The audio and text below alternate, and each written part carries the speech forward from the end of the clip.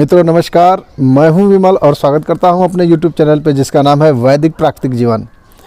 यदि आप इस चैनल पे नए हैं तो प्लीज़ इस चैनल को सबसे पहले सब्सक्राइब कर लीजिए। अगर वीडियो आपको अच्छा लगता है समय निकाल के बेल आइकन को प्रेस करिए। एक विशेष निवेदन है कि वीडियो को पूरा देखिए। तो चलिए शुरू करते हैं आज का अंक। आपको बिल्कुल यह पसंद आएगा वीडियो, मुझे पूरा विश्वास है, तो आप लास्ट तक बने रहिए।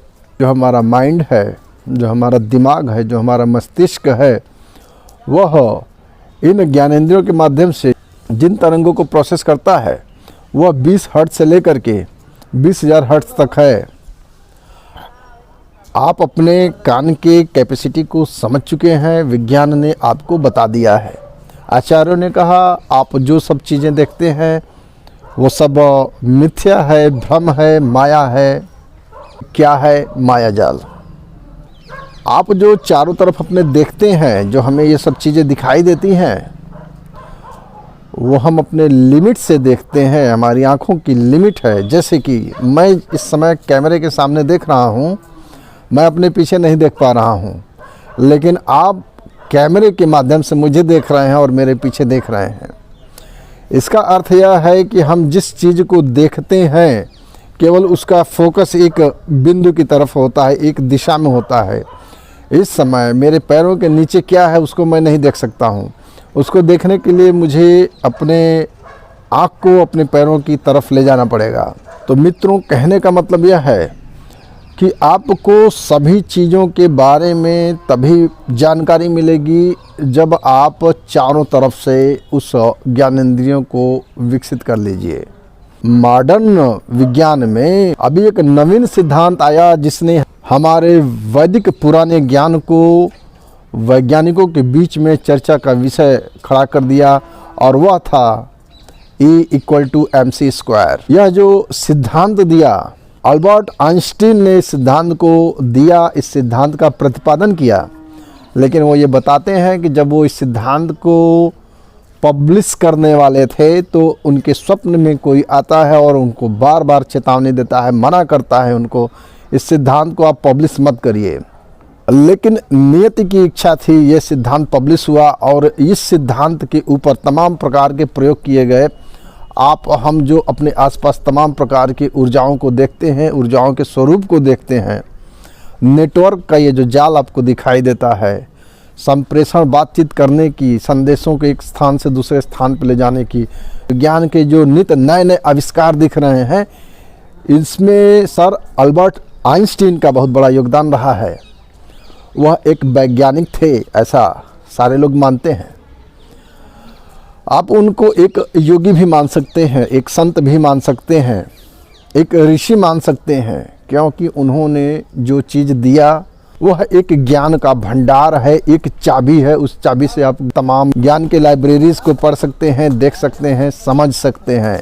जिस तरह से कालिदास थे उस तरह से ही आइंस्टीन थे।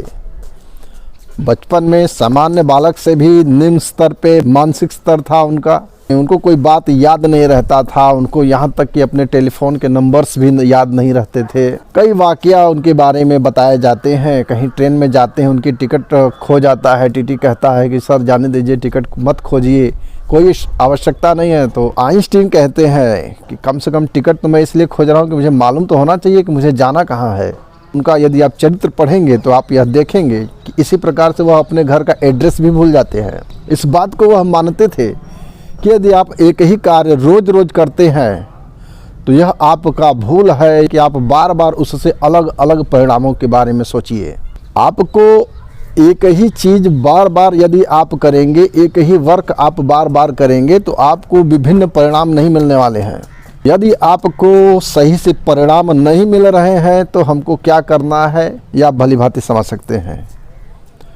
अपने कार्यक्षेत्र को, अपने वर्ग को दूसरा दिशा देना है। इसी तरीके से सर आइंस्टीन जिस समय E=mc² का सिद्धांत दिया, सापेक्षता का सिद्धांत दिया, विज्ञान जगत में एक क्रांति आ गई। तत्कालीन जितने भी वैज्ञानिक थे सारे लोग हैरान थे, परेशान थे। क्यों? क्योंकि वह जो ज्ञान था वह हमारे भारतवर्ष के हिंदुओं की वेदों से कनेक्ट हो रहा था। हमारे वेदों में आचार्यों ने ढेर सारी जो इन्फॉर्मेशन दे रखी है उसकी तरफ आइंस्टीन ने अपना इशारा किया था, जिसको हमें समझना है। आज के टाइम में जो क्वांटम सिद्धांत है हमारे वेदों में उसके बारे में बताया गया है। अनंत ब्रह्मांड हैं, अनंत कोटि ब्रह्मांड बताए गए हैं और जितने भी ब्रह्मांड हैं वह एक निश्चित नियम से बंधे हुए हैं, एक निश्चित नियमों पर कार्य करते हैं, एक निश्चित अनुशासन का पालन करते हैं, चरण दर चरण वो चलते हैं, एक निश्चित प्रक्रिया लागू है उनके ऊपर। वेव्स हैं, वाइब्रेशन है। जो क्वांटम सिद्धांत है वह सूक्ष्म स्तर पे हमारे वजूद को बताता है, आत्मा के सिद्धांत को समझाता है, हमारे वैदिक ज्ञान को मजबूत बनाता है। वेदों ने कहा इस संसार की, इस दुनिया की हर चीज़ें एक दूसरे को प्रभावित करती हैं, रिलेट करती हैं। इसी चीज़ को क्वांटम सिद्धांत में मानता है। जैसे आप इस समय वीडियो देख रहे हैं, अगर आप वीडियो नहीं देख रहे होते तो आप कुछ दूसरा काम कर रहे होते। दुनिया का सबसे मॉडर्न सिद्धांत है स्ट्रिंग थियरी। स्ट्रिंग थियरी भी इसी बात को मानती है, वह इस बात को भी स्पष्ट करती है। यह जो हमारा ब्रह्मांड है वह 3 डायमेंशनल का नहीं बना हुआ है। यदि इसको स्पष्ट करना चाहूँ तो इसमें लंबाई, चौड़ाई और ऊंचाई, मात्र ये 3 चीज़ नहीं है, उसमें स्पेस भी है। और इस चीज़ को पुष्ट किया सर स्टीफन हॉकिंस ने। चौथे डायमेंशनल को समझने की सैद्धांतिक सहमति उन्होंने दी, अपने विचारों को स्पष्ट किया। अपने तमाम वैज्ञानिक लेखों में, शोध पत्रों में उन्होंने उसकी चर्चा की। आपको जान के यह हैरानी होगी कि वेदों के भीतर हमारे ऋषियों ने जिस बातों को बताया है, स्ट्रिंग थियरी उसी चीज़ पर कार्य कर रही है। अभी आने वाले कुछ समय में आप इस चीज़ को देखेंगे कि वेदों में जिन कहानियों के माध्यम से बात को बताया गया वह स्ट्रिंग थियरी पे लागू होता है। स्पेस यात्रा के बारे में चर्चा किया गया है, टाइम ट्रेवलिंग के बारे में चर्चा किया गया है। एक दुनिया के भीतर कई दुनिया का सिद्धांत प्रतिपादन किया गया है। जिस दुनिया में हम हैं उस दुनिया में, उस ब्रह्मांड में कई ब्रह्मांड समाये हुए हैं। इसको उदाहरण के रूप में ऐसे आप समझ सकते हैं कि एक आम का फल है और उस फल के भीतर एक आम का पौधा है और उस पौधे के ऊपर कई सारे फल हैं और उसके ऊपर का जो फल है, जितने भी फल हैं, उस आम के पौधे पर जितने भी फल लगने वाले हैं वह सारे फल एक पौधा है और उस पौधे पर अनंत फल हैं। यह प्रकृति का सिद्धांत है, नेचर का सिद्धांत है। हमको इसलिए नहीं दिखाई दे रहा है क्योंकि वहाँ पे हम टाइम नहीं जोड़ पा रहे हैं। काल के अंतर्गत यह सब चीज़ें आपको देखनी पड़ेंगी। काल के प्रभाव से यह सब चीज़ें हमें स्पष्ट दिखाई देता है। इसको आप ऐसे समझ लीजिए कि कोई केले का पौधा है, उस पौधे पर उसकी जो पत्तियां हैं वह एक ब्रह्मांड है। तो उस ब्रह्मांड के भीतर भी कई सारे ब्रह्मांड हैं। ये सारी बातें कहानियों के माध्यम से आचार्यों ने स्पष्ट किया है। स्ट्रिंग थियरी को आप ऐसे मान लीजिए कि आप गाड़ी चला रहे हैं, बाइक चला रहे हैं और रास्ते में आपको चाय पीने का मन किया और आप चाय पीने के लिए अपनी बाइक को रोकते हैं, तो आप जिस जगह पे जाने वाले होते हैं उसी जगह पे एक्सीडेंट हो जाता है और आप मरने से बच जाते हैं। जबकि दूसरे जो समानांतर ब्रह्मांड है उसमें आप उस डिसीजन को नहीं लेते हैं और आपके वहाँ पे मौत हो जाती है। तो जो थियरी आप रिलेटिविटी है, जो सापेक्षता का सिद्धांत है, वह आपकी स्पीड के ऊपर लागू होता है। अगर आपकी स्पीड ज़्यादा है तो समय कम हो जाता है, समय धीमा हो जाता है। अगर आपका स्पीड कम है, आपकी गति कम है, तो समय बड़ा हो जाता है। जो गुरुत्वाकर्षण बल है, जो ग्रेविटी है, वो भी समय को प्रभावित करती है। सैद्धांतिक रूप से उसको पूरी तरीके से समझाने के लिए विज्ञान अभी कुछ समय ले रहा है, आपको समझाएगा, लेकिन कहानियों के माध्यम से सारी बातों को भरा गया है। यह सहमति धीरे धीरे बनती जा रही है कि भारतीय संस्कृति के यह जो वेद हैं वह ज्ञान के भंडार हैं, विज्ञान के भंडार हैं, अगर कहें तो गलत नहीं है, और आध्यात्म के भंडार हैं। पुराणों में, कथाओं में, उपनिषदों में, कहानियों के माध्यम से, देवताओं के माध्यम से, प्रतिबिंबों के माध्यम से, उपमानों के माध्यम से स्पष्ट किया है। हमारी सत्ता अपने आप में बहुत ही सीमित है। यह जो चारों तरफ का यह जो व्यापार हमें दिखाई दे रहा है, जिन चीज़ों को हम देख सकते हैं और जिन चीज़ों को नहीं देख सकते हैं, वह सारी चीज़ें, वह सारी घटनाएं हमारे इर्द गिर्द कार्य कर रही हैं और हम एक दूसरे से रिलेटेड हैं, एक दूसरे से जुड़े हुए हैं। जैसे अभी आप मोबाइल नहीं चला रहे होते, अभी आप डेस्कटॉप नहीं चला रहे होते, अभी आप यह वीडियो नहीं देख रहे होते, तो कोई दूसरा कार्य कर रहे होते। तो इसका मतलब यह हुआ कि हम आपसे जुड़े हुए हैं, आपस में हम दोनों का प्रभाव बना हुआ है। आपकी वजह से मैं यहाँ पे वीडियो बना रहा हूँ। अगर ये मोबाइल का आविष्कार नहीं हुआ होता, नेट का इतना विस्तार नहीं हुआ होता, तो आज मैं इस समय कुछ और कर रहा होता। एक दूसरे से यह जो रिलेशन है, इसको सूक्ष्म स्तर पे गणना करने के लिए विज्ञान आगे कदम बढ़ा रहा है। तो आप यह मान लीजिए, अपनी पीठ को हमको थपथपाना है, क्योंकि विज्ञान यह प्रूफ करता जा रहा है, यह हमारे आचार्य सही हैं। वेदों में इस बात की चर्चा की गई है, असतो मां सद्गमय, असत्य से सत्य की तरफ हमें चलना है। लक्ष्य बताया गया है, लक्ष्य निर्धारित किया गया है असत्य से सत्य की तरफ जाने के लिए। असत्य क्या है उसको समझना पड़ेगा, अपने सर्च इंजन पे उसको सर्च करना पड़ेगा, उसको जानना पड़ेगा, उसके लिए समय देना पड़ेगा। निश्चित रूप से योग साधना के माध्यम से, कंसंट्रेशन के माध्यम से, अपने विचारों के माध्यम से, अपने मस्तिष्क की क्षमता के माध्यम से, अपने अभ्यास के माध्यम से आप उसको जानने में सक्षम हो जाएंगे। यह जो सारी चीज़ें दिखाई दे रही हैं, 3 डायमेंशनल की चीज़ें दिखाई दे रही हैं, जिस दुनिया में हम हैं, जिस दुनिया को हम महसूस कर सकते हैं, आँखों से देख सकते हैं, दोनों हाथों से महसूस कर सकते हैं, वह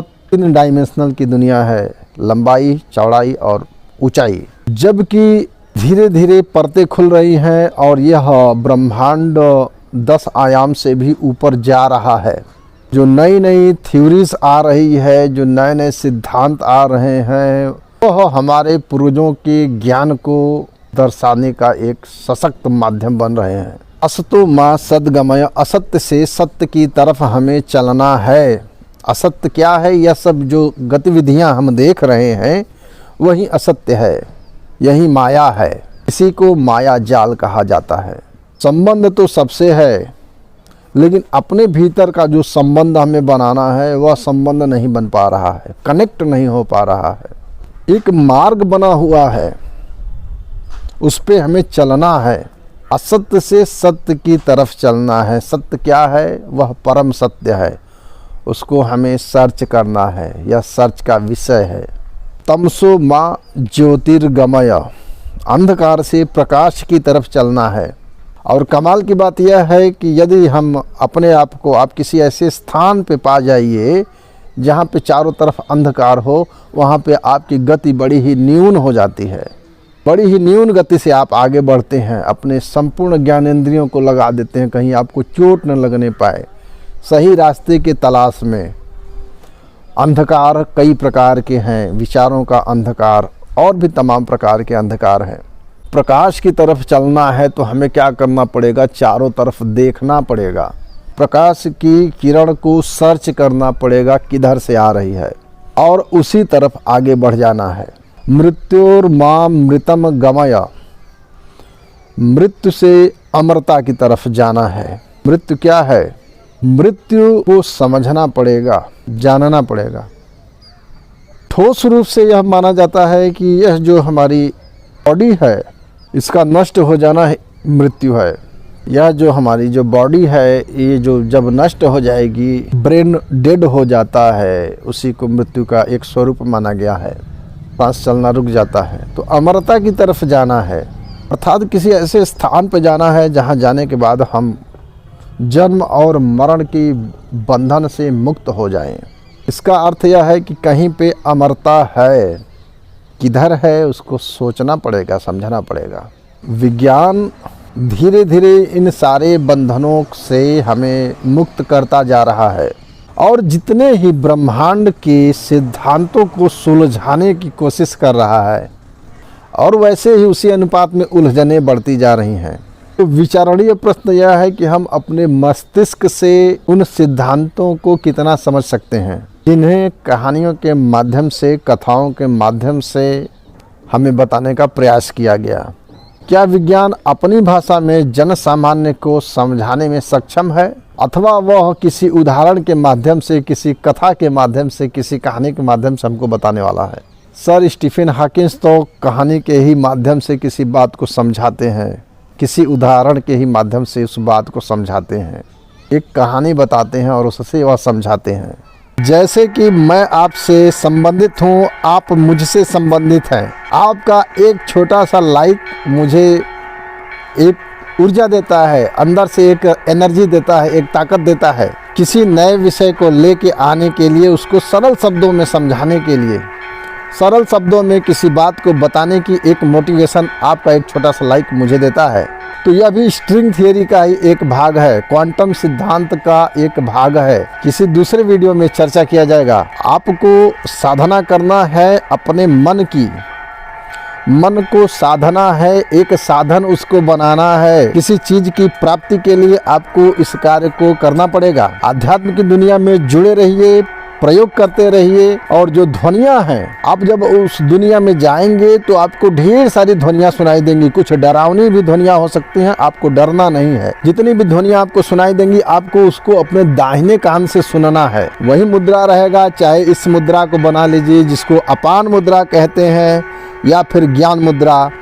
पद्मासन में, सिद्धासन में या फिर सुखासन में बैठिए और एक निश्चित समय बना लीजिए, अनुशासन लेके आइए अपने जीवन के भीतर और ध्यान करिए, अपने भीतर डूबिए, अपने से कनेक्ट होइए, अपने भीतर की ऊर्जा से कनेक्ट होइए, अपने विचारों के प्रवाह को रोकिए और अपने विचारों पर नियंत्रण रखिए। समझने का प्रयास करिए कि यह जो विचार आपके मस्तिष्क में आ रहे हैं, क्या वह आपके विचार हैं या आपके मस्तिष्क के भीतर कोई दूसरा आकर के विचारों को घुसा दे रहा है, डाल दे रहा है। आप जिन मान्यताओं को मानते हैं, क्या वह आपकी मान्यताएं हैं अथवा आपके मान्यताओं को, आपकी बिलीफ को, आपके विश्वास को किसी दूसरे माध्यम से आपके अंदर भरा गया है? आपको केवल एक योगी की बातों को नहीं मानना है, आपको एक वैज्ञानिक की बातों को भी मानना है और मानने से पहले बार बार वही निवेदन कि उसको जानना है, अप्लाई करना है,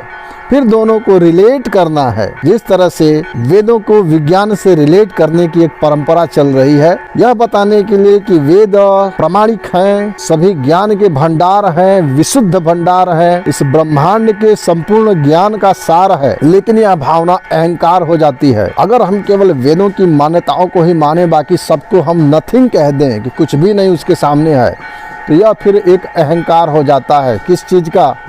न समझने का। उसके लिए हमको रिलेट करना पड़ेगा, विज्ञान के माध्यम से भी उसको समझना पड़ेगा, हर धर्मों के माध्यम से भी समझना पड़ेगा। आशा करता हूँ आपको यह वीडियो अच्छा लगा होगा। योग साधना के माध्यम से कुछ नई चीजें आपको सीखने को मिलेंगी, आपके विचार सहमित होते जाएंगे, आपका अपने विचारों के प्रवाह पर कुछ अंकुश रहेगा और आपके मुख से जो शब्द निकलते हैं उनकी कर्कशता पर भी लगाम लगेगा। मन के भीतर शांति का भाव आएगा, आनंद का भाव आएगा और जो छटपटाहट थी, जो फड़फड़ाहट थी, उसके ऊपर भी अंकुश लगेगा। आप जो बनना चाहते हैं, आपके जीवन का जो कोई भी उद्देश्य है, किसी अच्छे नौकरी को प्राप्त करना, कोई अच्छा जीवन स्तर के लिए रोजगार का साधन उपलब्ध करना, किसी अच्छे जॉब को प्राप्त करना, अपनी आर्थिक समस्याओं को हमेशा के लिए खत्म कर देना, यह सब जो भी आपकी इच्छाएं हैं, उन सारी इच्छाओं में आपका जो ध्यान है वह विशेष रूप से लाभ देगा